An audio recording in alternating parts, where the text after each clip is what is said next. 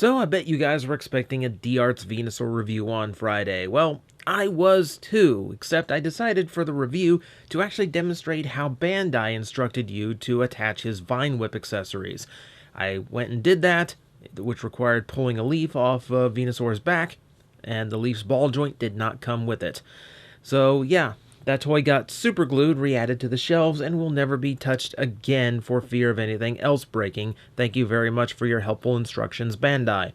So I do apologize for my Pokemon week coming up a little bit short. But now back to your regularly scheduled Transformer review series with the new Combiner War Trailbreaker, and I am so happy I get to call a toy Trailbreaker again.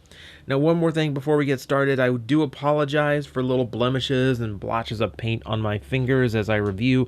I've been doing a lot of housework in and outside, and it has left my hands just a wee bit messy, so I do apologize for that in advance. But yeah, we're starting off in the foot mode, because that makes this easy. So yeah, it is a foot. He has the attachment here on the underside. No ankle rocking or anything. That's the knee joint. Yay. Alright, let's actually talk about the toy. Down that goes.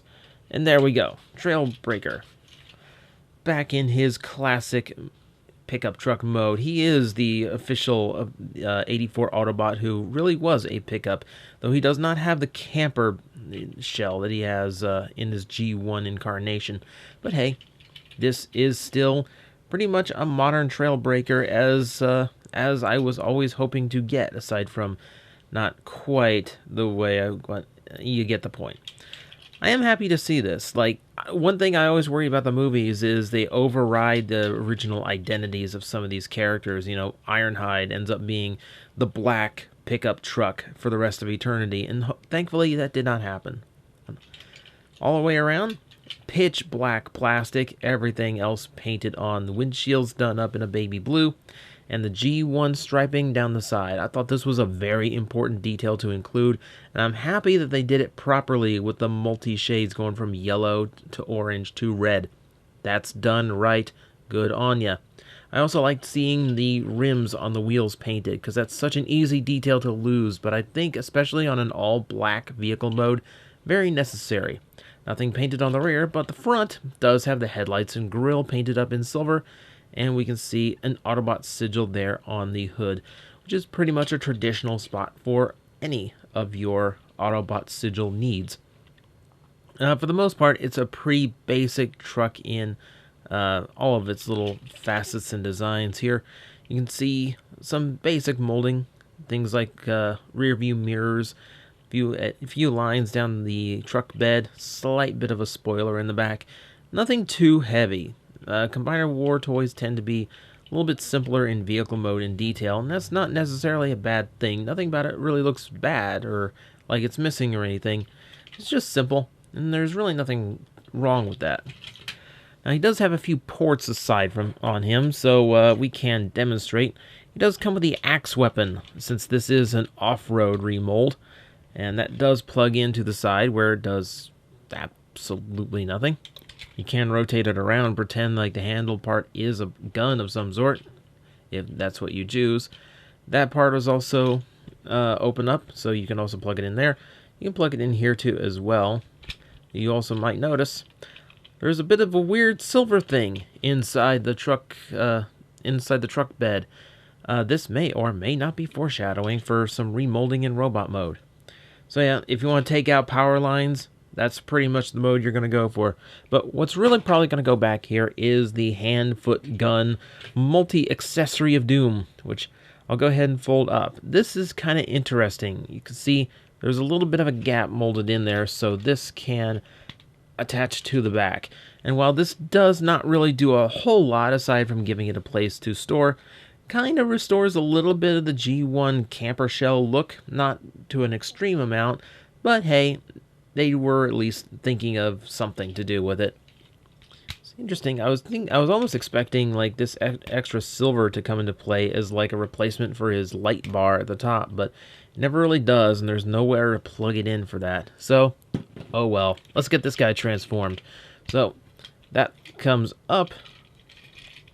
All of this comes out like so. He is one of those very simple Combiner War Deluxes, so nothing really surprising here. Legs fold out and then close back up. Make sure you get that tab into the slot inside, like so. All that done. Flip up. All done. That's pretty much it. So, that is our Combiner War Trailbreaker in his robot mode. Very, very quick and simple transformation. There's nothing terribly bad about that, so long as the robot mode kind of justifies and goes, okay, yeah, that should have been that simple. And in some ways, I think that is pretty much how this toy goes. I'll give you a shot of the head, as we usually do at this point in the review. And the thing I take away from it is it's very, very cartoon styled. You can see very squared head, very stern look. This is Trailbreaker the way he appeared in the animation. And seeing him side by side with the Generations Trail Cutter, you really realize how much that toy had its head based on the G1 toy rather than the cartoon. It is kind of a big distinction between them, and really gives me a reason to own both, which I think is a really nice thing, considering I am a bit of a Trailbreaker fanboy. So now, as we can see, a lot more red has been added in, the upper arms and the upper legs, both featuring it heavily. Of course, his Trailbreaker's details usually did include some red, though it's not usually in such heavy amounts. I do think it works, though. It keeps his original colors, and mostly in the original spots. So that all kind of works out. And it really helps to break up the black, because he's got a lot of black going on. Now, because of the Combiner War gimmick, he doesn't have the windshield chest across like the old toy did in the old animation model. So that's about the only thing I would lose from that. I would have preferred some blue going across here, just for the sake of cartoon accuracy. You do have the Autobot sigil right there on his chest plate, as well as some silver down here toward the legs, highlighting these suspensions that are exposed. The big details, of course, are in the forearms, both of which have been remolded to match G1 Trailbreaker quite a bit. You can see how blocky it is now. But over here is the big deal, because it's his gun hand. And this is an extremely cool little touch. I almost wish this part wasn't painted just to bring out the barrel a little bit more, so it didn't look so much like one solid chunk. But I am thrilled that one of his signature details was included in this figure. It's a small touch, but I definitely think it helps, especially when you're dealing with Combiner War toys that tend to get repainted and remolded a lot. So that's very helpful. To take a look at articulation, we go with a ball joint in the head, which is not much rocking, but plenty of rotation movement. Ball joints in the shoulders, which there are these panels that can get out of the way in some poses, but for the most part, they're going to get caught here on the back window, the back tire here, because he does have quite the upper backpack. There's no way to fold this down or collapse it in farther, unfortunately, which has always been the downside of the off-road mold. But beyond that, not terrible. Well, and the arms go out, it's a little bit terrible, but beyond that. The elbows have a rotation above, as well as a detent in them. It's not a spring-loaded one, it's just friction and plastic. And of course, yeah, no wrist rotation here, obviously. None on the other side either. We do have a waist joint, so there is that going for us. Thighs with the full-on thigh swivel. 90 degrees at the knee, and that's all you get for the articulation, which is not bad. You know, for the old force field displaying Trailbreaker, it's not a bad bit of articulation. Now, here's the fun part about the toy. So we do have an axe weapon left over from his original molding, and that's pretty much not really his signature weapon, to be honest with you. Now, he does have the hand-foot gun thing, which can be held in gun mode as such, just by flipping it over.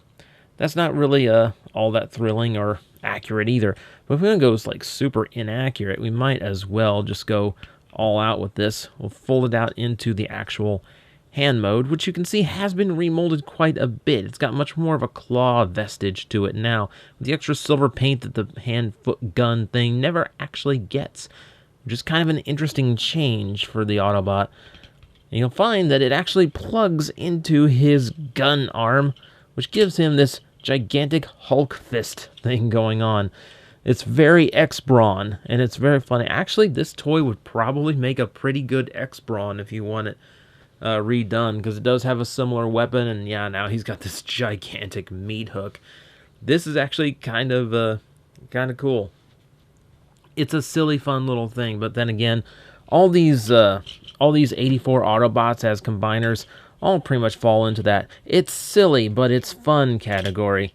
It kind of wears on you over time, kind of wore on me, but hey, I love me some Trailbreaker. Unfortunately, and this, just so people are wondering, the handle of the axe does not actually fit in, because it's not quite shaped for it. That part fits, but that doesn't look right, which is unfortunate, because this, with this giant axe thing coming out, that kind of would have looked cool. So, unfortunately, not to be. Let me go ahead and just very quickly show you the arm mode as well, which is fairly simple. The arm mode's interesting because I'll go for the double elbow version here. You can have either side, either this for the plain arm or this if you want details. I prefer this because it gives me 2 elbows to work with. But I'll go ahead and plug the hand in here. The arms will bend back at the elbow. There'll be little slots inside that can post onto those rear view mirrors from the vehicle mode. The interesting thing is, with the remolded arms, these actually fit in a lot better than they do on other versions of the mold. It actually makes it a lot more solid. So while they redid the arms for Trailbreaker, they also adjusted that fit. So there you have the arm mode. It's a little bit discombobulated up here at the shoulder, but otherwise not bad. It's fairly solid. It keeps the colors in good looking places. You know, a little bit of red on the elbow and then all black. So while it doesn't quite look solid parts wise, it looks solid artistically, if that makes any sense whatsoever, and doesn't make for a bad arm. So yeah, Trailbreaker doesn't not do a bad job. I will give him a lot of credit for that. So if you want your Skyrain to have a decent arm, I would not recommend anyone but Trailbreaker. Yes, this does require having 2 Trailbreakers to follow this recommendation, but hey, that's just how I go. You play with your toys however you want. So that, my friends, is Combiner Wars Trailbreaker. I am thrilled to see that after so many years of just kind of getting neglected and having so many toys canceled abruptly on him, that he's finally getting a regular run of figures, and we're seeing him quite a bit more often. Still a little bit weird on the Combiner Wars turning 84 Autobots into Combiner characters, but hey, it's all in good fun, and they're just toys. They're supposed to be goofy like that. Oddly enough, this actually makes him very cartoon accurate, as he's much thinner and much more, much sleeker than he's supposed to be, or at least sleeker than his last toy was. Kind of funny how that works out.